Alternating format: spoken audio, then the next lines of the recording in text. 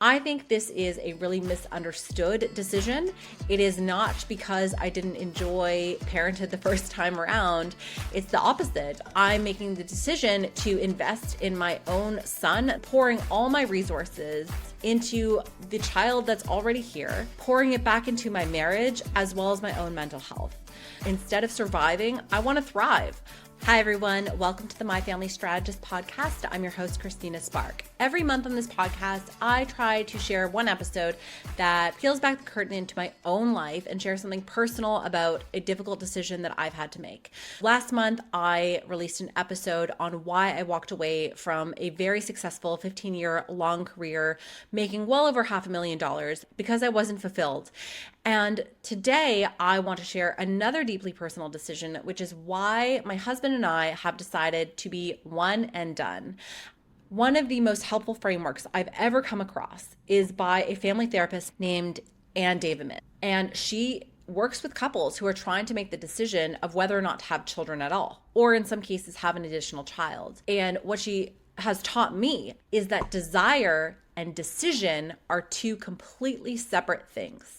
Desire is what comes from within. It is what you want. It is a very important emotional data point to consider. Your decision looks beyond desire and assesses all the other facts of the situation, which in this case would include your financial reality, your current physical and mental health, your bandwidth, your support network, your marriage or relationships, and then decide if that desire is feasible or even optimal. And this is why so many people get stuck in indecision when it comes to having kids or having another child. They're stuck in the pros and cons list, saying nothing is becoming more clear, because first you need to do the inner work to figure out your true desire, and then you need to look at the facts and the reality to come to the decision, which may or may not be the same as your desire. You can desire to have another child, but make the decision that it's just not the best thing for your family. Maybe you have a health condition or a very different financial picture to consider. Or you may have no strong desire at all to have another baby, but it more aligns with your long-term goal of a bigger family, or perhaps it's very important to your partner and you make the decision to do so and just make the best of that situation. In our case, the desire was fulfilled by one child. We always wanted to have one child. He is enough for me. I feel very grateful for what I have, and I don't actually have a deep desire to have more children. The decision is backed by research and data, and a lot of which I'm going to get through in this episode. That's really quite fascinating to understand. If you've never deeply looked into this, what are some of the benefits and drawbacks of one child versus multiple child families? And so my decision was not just made by a feeling. It was such a well-informed and intentional decision that looked not just at my emotions towards it, but also all of the other realities and the data that goes along with it. My philosophy is that your emotions is such an important critical piece of the puzzle, but it's not the only piece. And I think we get into trouble when we make big decisions, especially ones with enormous financial impact, coming from a place of emotion and only our hearts. It should be factored in, but it should not be the only thing that you are considering. I think the decision to have kids often is led by emotion without really thinking through all the other factors. So without further ado, let's jump to a quick disclaimer and start the show. While I am a former chartered accountant, the math I'm sharing today is based on general data and my family's own personal risk assessment. Every family portfolio is unique. This isn't formal financial advice. It's a framework to help you do your own due diligence. Always consult your own licensed advisor before making any financial moves. While I am a former chartered accountant, the math I'm sharing today is based on general data and my family's own personal risk assessment. Every family portfolio is unique. This isn't formal financial advice. It's a framework to help you do your own due diligence. Always consult your own licensed advisor before making any financial moves. Reason number one is the sibling myth. I know for a lot of people, giving their child a sibling is a really big reason to have another. I just do not buy into that whatsoever. It's such an unfortunate myth that only children are selfish, maladjusted, or lonely. This term, only child syndrome, was actually based on a study in the 1800s and has since been completely debunked. There is an overwhelming amount of research that shows only children are just as happy, sociable, and successful as children with siblings. I'd be really happy for my child to actually choose the most important relationships in their life based on people they organically connect with, as opposed to someone that they didn't ask for. I also didn't have to look any further than my own network of family and friends. I really racked my brain to think of anybody that I knew that was best friends with their sibling as an adult. And I couldn't think of a single example. Maybe one or two people that were quite close out of the hundreds of people that I know, but a lot of them didn't even live in the same country as their siblings they were close with. So for the likelihood of a 1% chance, maybe that they would become such amazing close friends with their sibling, it just wasn't a compelling enough reason for me. We don't know what our children will end up being. We don't know their unique personalities, if they will get along with their siblings or not. We don't know if they're going to live in the same country or city or town as we live in. There's just a lot of what ifs there. Reason number 2 is that I would rather give my current child a mentally well parent than a sibling they did not ask for. I know my own bandwidth and my own mental capacity. I really struggled with postpartum anxiety. I found the sleep deprivation took a huge toll on my mental health. And for myself, I knew that the best gift that I could give my son was actually to be mentally well myself.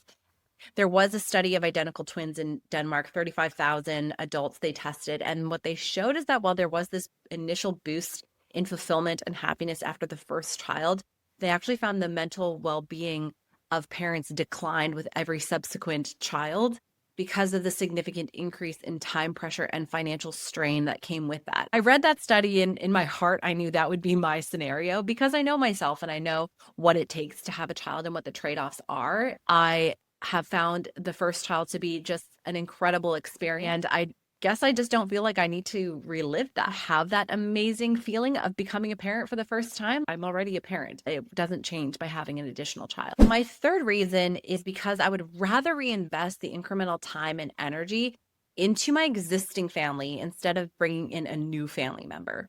I already feel time stretched and time poor being a parent, being a working parent, and bringing in another child would just mean that I am spread even more thinly. There are also studies that support only children have a much stronger bond with their parents than children with siblings, and that is because of the additional time that they are spending with their parents. There is actually data that supports that subsequent children decrease marital satisfaction. It actually starts right away. Marital satisfaction does go down once you have one child, and it continues to decrease with more children.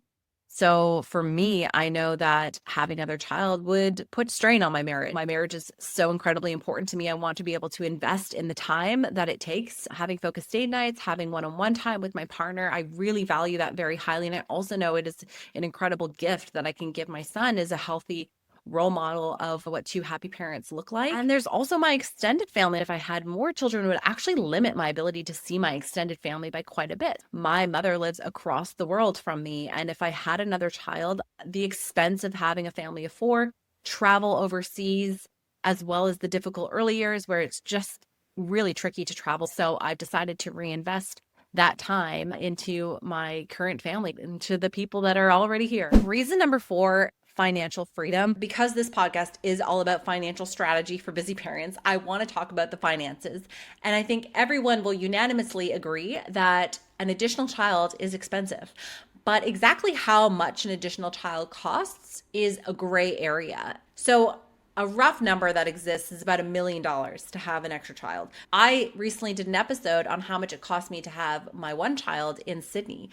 And I spent over $200,000 in the first year of life. And here is how people often get this math wrong. They forget at least 1 or 2 of what I call the big 5 structural changes that occur when you have a child or another child.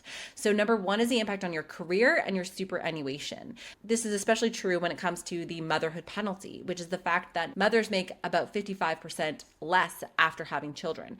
Think about an additional parental leave. That's several months not earning any income, as well as the lost super. Now, if you factor in this opportunity cost of those lost wages, as well as not earning any superannuation and the compound growth you could be earning over time, now we're talking hundreds of thousands of dollars by the time that you retire. Also, housing upgrades. Moving from, let's say, a 2-bedroom home with 1 child into now a 4-bedroom plus home with 2, 3, or 4 kids. That's not a minor expense. That is a huge cost every month in terms of your rent or your mortgage. Car upgrades is another big one. You can certainly get away with a sedan with a 3-person family, but once you add that additional car seat, the additional pram into your boot, you might find that even your medium-sized SUV no longer suits and you need a large SUV. And the insurance that comes along with that, the petrol costs, the maintenance, everything does add up. Childcare is another big structural change. Even though there are better subsidies for subsequent children, there's eligibility criteria for that. And if you're not eligible, then the cost of childcare goes way up. Then there's private school. This is a whole subject that I dedicate an entire episode on because this is hundreds of thousands of dollars in cost. But if you think about the opportunity cost of that and instead invest that money into either real estate or into the stock market, now we're talking in the millions of dollars putting another child through private school in terms of what that actually costs you in true terms. For myself personally, I did step away from a very high-paying job in order to parent the way that I wanted to and spend as much time as possible with my one child. If I have another child, I'm restarting that clock. So for myself, that's more than $1 million easily, just in terms of the superannuation and the income gap that I'm going to experience by that choice. So there's a lot of things I would do with that extra $1 million. I can bring my retirement forward by about 15 years by just having one child. The moment I have another child, my retirement gets pushed out. I think for the average person, every additional child adds at least 7 to 12 years on your retirement. I think that's probably a realistic benchmark that's going to vary very much depending on all of the factors I just went over. And for myself, I define retirement as removing the financial burden and stress to work, but working because I found a passion in something that I love. Having another child sometimes forces you into jobs that you don't love because you have the financial pressure of needing to work and needing to make a certain amount of money to support that family. My decision to have one child gives me much greater flexibility to work in an area I'm super passionate about, but that does not pay me as much money like this podcast. I wouldn't be doing this podcast if I had another child. That would be another big trade-off that I would have to give up. From a financial perspective, when I look at the facts, when I look at the data objectively, it makes a lot more sense for me to have one child. There's just so much more that I could give my current family. I don't honestly want to have a life of significant financial strain. I want to have a life where I don't have to stress too much about money. And I know that having one child would enable me to do that. With one child, I'm able to work part-time for the first 3 years. That is a financial decision that I've been able to make in the early years when I know my child needs me the most. I also took a significant maternity leave so that I could spend that time with my son. If I had another child, that financial scenario would look very different. I would likely have to go back to work full time and see both children significantly less. And that's just not the way that I want to parent personally. Number 5, I'd say the downsides to having one child are quite manageable. I believe that there is not one situation that's better than the other having one child or multiple children. It's just a matter of what's going to make the most sense for your family. And there's always going to be trade-offs. There are trade-offs to having one child, but I find them actually quite manageable. The biggest downside, in my view, is that my child doesn't have that 24/7 playmate. How I'm managing that is I put a significant amount of effort into organizing play dates with friends, into doing different community activities, sports, allowing my child to have lots and lots of opportunities to play with other children their age and across different age groups.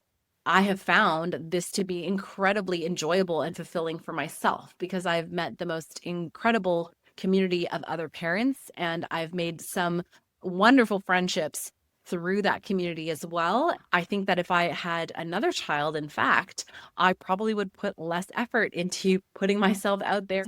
There you have it. Those are my 5 reasons why myself and my husband made this decision to be one and done. Of course, there are moments with LZ and he's looking me in the eye, telling me how much he loves me, and my heart just beams with joy and gratitude. And I think to myself, oh, maybe I could have another. I do have those moments, of course, but I catch myself And I bring myself back to the present moment, and I remind myself to stay here and soak up this beautiful moment with this beautiful child who is right in front of me. Instead of daydreaming and thinking about the future and what I don't have, think about what I do have and feel grateful for that. And I try to apply this in many areas of my life. I live in Sydney, and we are so blessed with this beautiful natural environment that we have. And I have times when I'm at the beach and I think, wouldn't it be nice to live in one of those multi-million dollar mansions with an ocean view? If I had that ocean view or that extra bedroom, then I would be really happy. But there is a psychology behind this, and it's known as the focus illusion, which means we focus on one thing, like the ocean view, and we forget the 99% of the realities that come along with that ocean view. Because in 3 months' time, if I live there, hedonic adaptation occurs, which means you get used to it.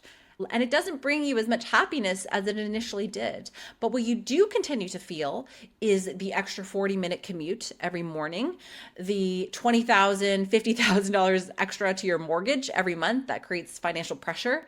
You certainly feel all the maintenance and upkeep of a home like that.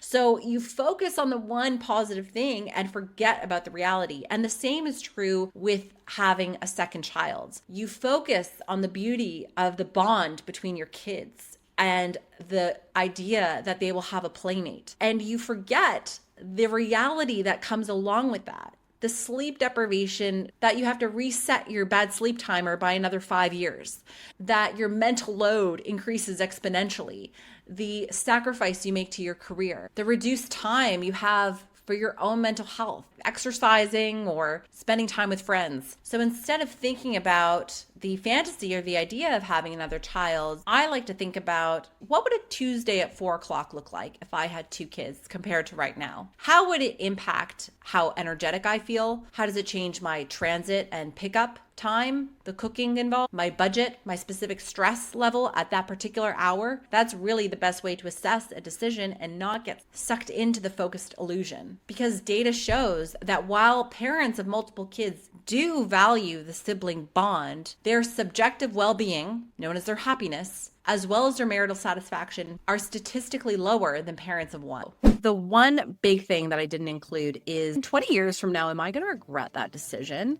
So that is possible, but I'm choosing not to live life that way. There is a multitude of paths that I am not going to take. Life is really just a journey, and there's all these optional adventures you can take one way or the other. And by that logic, I could regret not moving to Italy and owning a vineyard. I could regret not pursuing a career in dance. There's just so many things that I could possibly regret, but I don't know what I'm going to be like in 10, 20, 30 years from now. It's impossible. I don't even know if I will be alive. So it's really not a great way to live life with that fear of future regret. And even if my future self does feel a sense of sadness or loss that I only had one child, I will at least know that at that specific time, I made the best possible decision with the information that I had, with the circumstances that I was in. Thank you so much for joining me. I will see you next week as we tackle more strategies for busy parents. Have a good day.